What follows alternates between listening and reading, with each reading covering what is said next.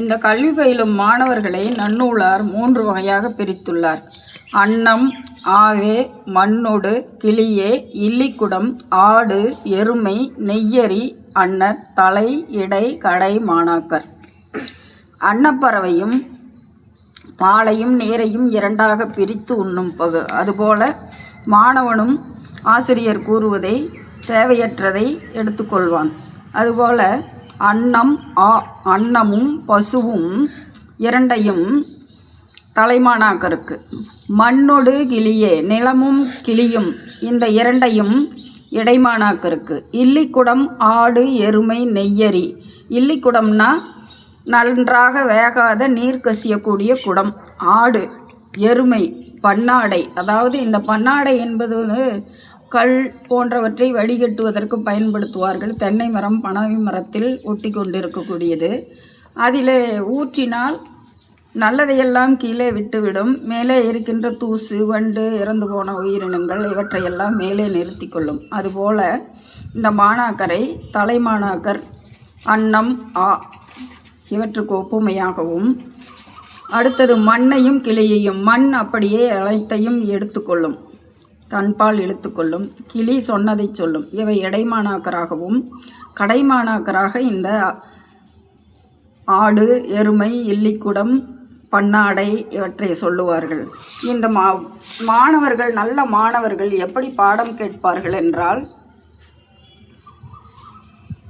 கோடல் மரபே கூறும் காலை பொழுதோடு சென்றி வழிபடல் முனியான். குணத்தோடு பழகி அவன் குறிப்பிற் சார்ந்து இருவென இருந்து சொல்லென சொல்லி பருகுவன் அன்ன ஆர்வத்தனாகி சித்திரப்பாவையின் அத்தகவு அடங்கி செவிவாயாக நெஞ்சு கலனாக கேட்டவை விடாது உளத்து அமைத்து போவென போதல் என்மனார் புலவர்னு பவனந்தி முனிவர் நன்னூலில் பாடம் கேட்கும் முறையை சொல்லுகின்றார்.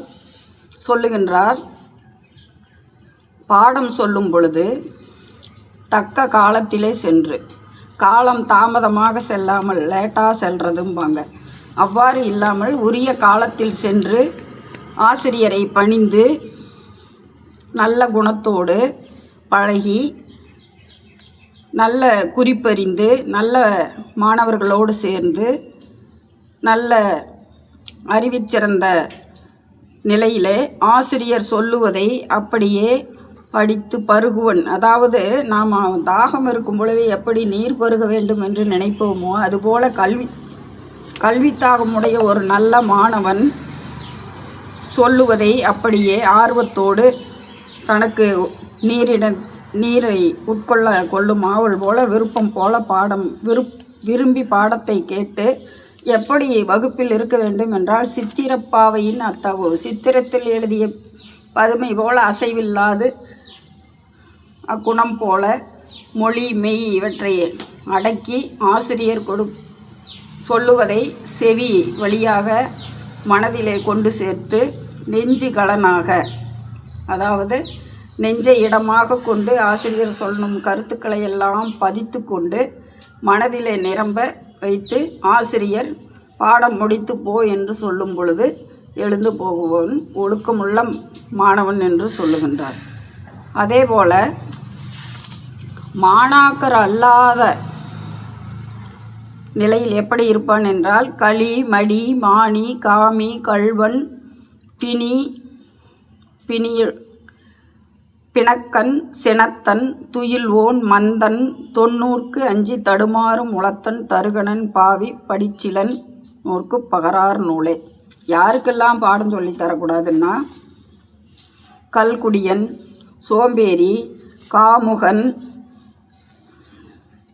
திருடன், நோயாளி, அறிவில்லாதவன், எதை சொன்னாலும் கோபித்து கொள்பவன், மிகுதியாக தூங்குபவன், மதிநுட்பம் இல்லாதவன்,